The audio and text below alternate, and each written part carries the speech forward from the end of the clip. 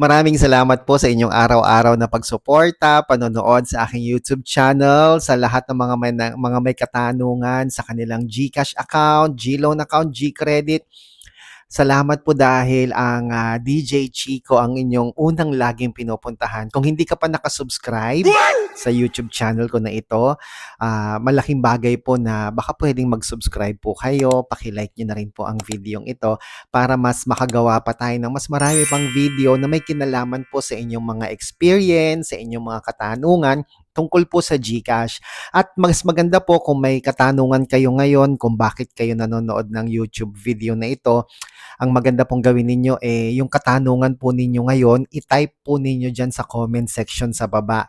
Inuulit ko po, paki-type po yung inyong tanong tungkol sa inyong GCash, GLoan, GCredit, GGives, dyan po sa comment section natin sa baba. Hindi lang po GCash, pwede rin po sa Maya, GoTime, or S-Loan, Shopee, LastFin, ayan, Shopee Pay, Shopee Wallet.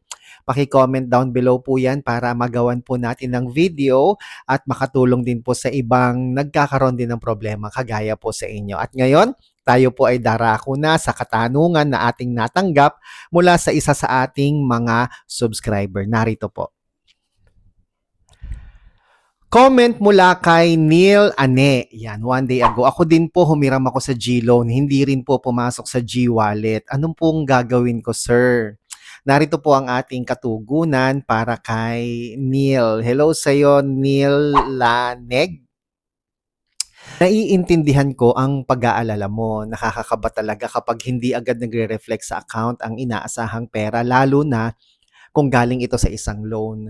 Huwag po kayong mag-alala. Narito po ang maaari mong gawin upang maayos ito ngayon.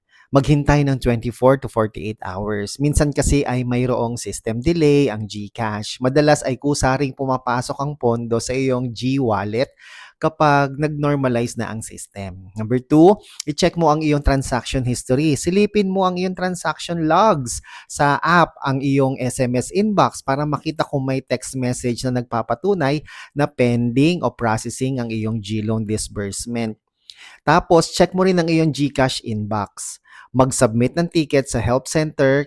Kung lumipas na ang 24 hours at wala pa rin ang pera mo, mag-report na sa customer service. Sa iyong GCash app, pumunta sa profile, itap ang help at makipag-chat kay Gigi, ang virtual assistant ng GCash, para mag-submit ng ticket tungkol sa hindi pumasok na GLoan. Ihanda yung mga ebidensya mo ha.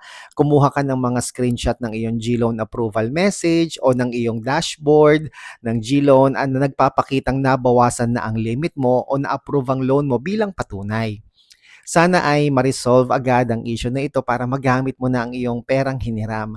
May na-receive ka bang confirmation text mula sa GCash na nagsasabing approve na ang iyong GLoan bago mo napansin na wala ito sa iyong balance?